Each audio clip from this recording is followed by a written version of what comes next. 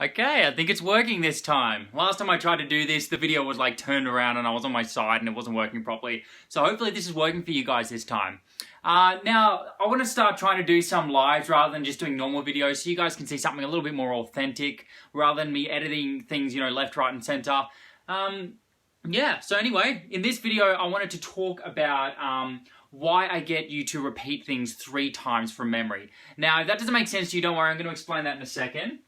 So one of the first things I teach with the bracket technique, look, I can't find my black text now. This is why you don't go live. Here it is. So one of the first things I teach with learning piano quickly is something I call the bracket technique, okay? So this is a piece of music that you're learning. So let's just say it's Chopin's Opus 10 number 5 Etude, which is like this really cool etude where you pretty much just play the black keys.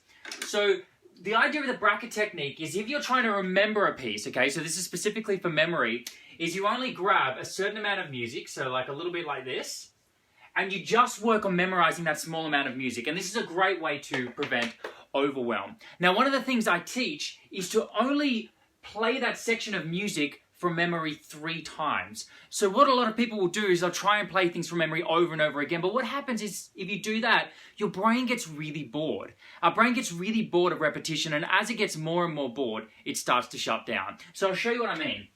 Just say this is a whole lot of brain power, okay, and we're just practicing this section of music here.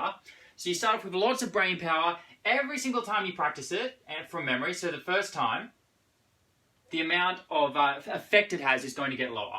And when you do it again, the effect's going to get lower. And again, the effect's going to get lower. And so once you reach this point, it's like, well, you might as well just move along. Rather than making your brain get bored, and rather than it paying less attention, because it's like, okay, this is old news now, I don't need to pay as much attention anymore. Rather than reaching that point, it makes sense to then move on to the next part of the music, right?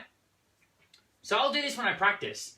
And you're not going to feel like you know it very well. So if you do it 3 times from memory, you're going to feel like, oh, I still feel like I don't really know it. But that's totally fine because the next day you're going to review it, okay? Practicing from memory is all about revision. So after you've done that and you've played it about 3 times, your brain's like, oh, okay, I've had enough of this. I'm going to stop focusing on this section now. So you move on to the next section. And then it's kind of like starting, oh, I've run out of room here. It's kind of like starting from scratch again. You play it once, you play it twice, you play it a 3rd time. Your brain's like, okay, I'm getting a little bit sick of this. So then it's time to build another bracket. Okay? So that's it. That's the concept I wanted to teach you guys today. And a lot of people, I remember when I was at university, this really frustrated me because I play things over and over and over and over again. And I was practicing like 8-hour days. And I was wondering, why isn't this stuff sinking into my head? I'm playing it so much. Why isn't it sinking into my head?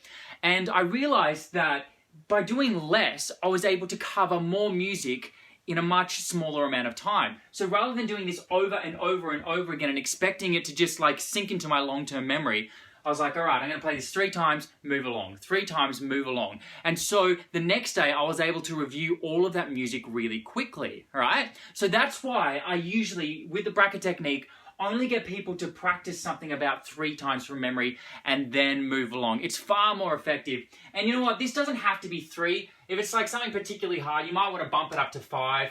But once you start hitting like 7, 8, up to 10 times, you've really got to move on. You're wasting your time if you get stuck practicing the same thing over and over again. It's kind of like when it's like anything that you're learning. Like if you're at school and you were trying to learn something new and it wasn't sticking and it wasn't really making sense, it makes a lot more sense to just give it a break and then go back to that thing. When you go back to something with a fresh perspective, your brain kicks back into gear and it's ready to start memorizing again. All right, so that's all I wanted to tell you guys today. Make sure you don't do things too much. You don't get stuck on that same thing. One more thing I need to mention. This is just for memorizing. So if you're doing technical work, so you're trying to like strengthen your fingers or you're trying to teach yourself a certain technique, it does make sense to do a lot more repetition. So I just want to clarify this is just for memory.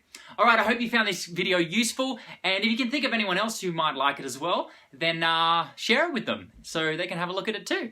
All right, guys, I'll see you on the other side. Not bad for a first Facebook Live teaching this stuff, eh? Actually, I did do one other one. That was a lie. So this is my second Facebook Live teaching piano stuff. All right, see you later. Bye.